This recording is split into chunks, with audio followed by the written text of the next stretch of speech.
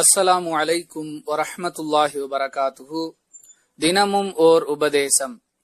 நீங்கள் நோயாளியையோ இறந்தவரையோ சந்திக்க சென்றால் நல்லதையே சொல்லுங்கள். ஏனெனில் நீங்கள் சொல்வதற்கு வானவர்கள், அதாவது மலக்குகள் ஆமீன் கூறுகின்றனர் என்று ரசூலுல்லாஹி ஸல்லல்லாஹு அலைஹி வஸல்லம் அவர்கள் கூறினார்கள். அறிவிப்பவர் உம்மு சலமா ரலியல்லாஹு அன்ஹா.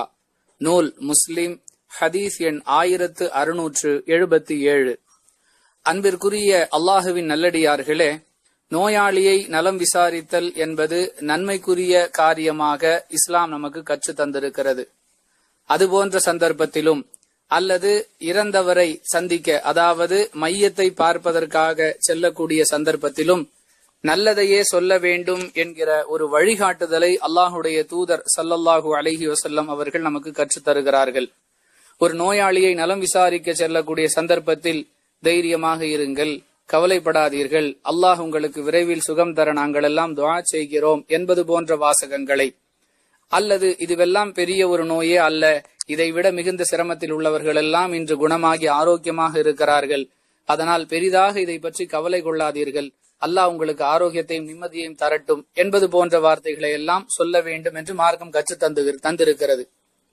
இவற்றையெல்லாம் விட்டு இந்த நோய் அவங்களுக்கு வந்துருச்சு, வாழ்நாள் முழுக்க மாத்திரை சாப்பிட்டு ஆகணுமே, உண்மையிலேயே அப்படி ஒரு தேவை இருந்தாலும் அது ஒன்றும் பெரிய விஷயம் இல்லைங்க, மாத்திரையை கண்டினியூ பண்ணோம்னா அதெல்லாம் ஒரு பெரிய பாதிப்பு இருக்காது என்பதை கூட நாகரிகமாக சொல்ல வேண்டும் என்பதை கற்று தந்திருக்கக்கூடிய மார்க்கம். அதை விட்டு நோயாளியை மேலும் பயமுறுத்தும் விதமாக, அவருடைய நோயை அதிகரிக்கும் விதமான வார்த்தைகளை எல்லாம் பேசுவதை விட்டும் தவிர்ந்து கொள்ள வேண்டும் என்பதை அல்லாஹ் தன்னுடைய தூதர் மூலம் நமக்கு கற்றுத் தருகிறான்.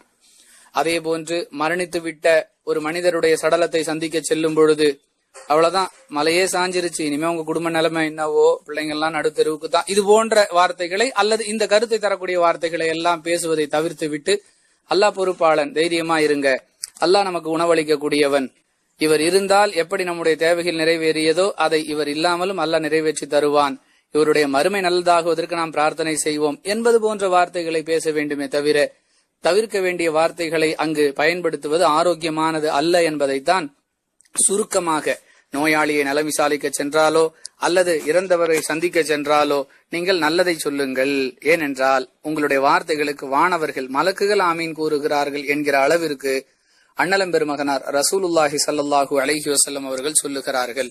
இந்த உபதேசத்தை கவனத்தில் கொண்டு செயல்படக்கூடிய நன்மக்களாக ஆகுவதற்கு அல்லாஹ் நமக்கு உதவி செய்வானாக. வாஹிரு தவானா அனில் ஹம்துலில்லாஹி ரப்பில் ஆலமீன்.